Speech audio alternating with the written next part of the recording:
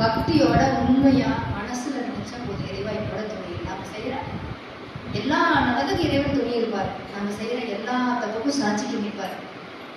இதுதான் கடவுள். நம்ம அதை மனசார புரிஞ்சுக்கிட்டு அதுக்கு ஏத்த மாதிரி, ஏன்னா நம்ம இறைவனை கும்பிட கும்பிட நம்மகிட்ட தவறு இருக்காரு.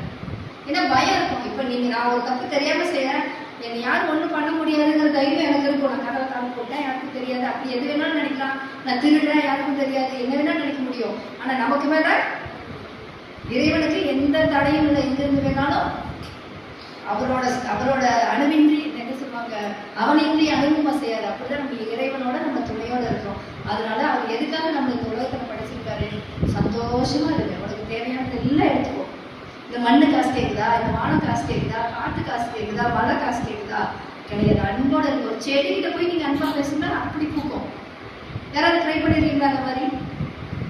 நான் சொல்றேன் பாருங்க, அந்த செடியை நீங்க போய் பக்கத்துல போய் நல்லா பூத்துறீங்கன்னா, எனக்கு நீ வேணும், எனக்கு இத்தனை நாள் வேணும்னு கேட்டா ஒரு வாரம் அதுக்கு பூக்கிற ஸ்டேஜ்ல ரொம்ப சூப்பரா பூக்கும் வித்தியாசமா.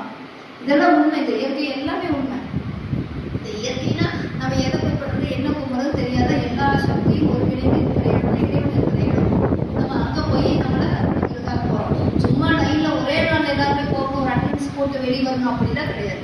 போய் யாரு மாத்தமா ஒரு 1/2 மணி நேரம் உட்காந்து கண்ணை மூடி அமைதியா நம்ம ஒரு தியானம் பண்ணிட்டு வரலாம். நம்ம மனசு ரொம்ப அமைதியா இருக்கும். நான் தெரிஞ்சோ தெரியாமையோ நம்ம ஏதாவது ஒரு தவறு பண்ணியிருந்தாலும் அதை நம்ம இன்னும் செய்யாம இருக்கணும். நம்ம செய்யற எந்த காரியமும் யாருக்கும் சந்தோஷத்தை கொடுக்கறதோ இல்லையோ, சங்கடத்தையோ வலியோ கொடுக்கக்கூடாது. இதை நம்ம மனசுல வச்சுக்கிட்டா போதும். பேசுற வார்த்தை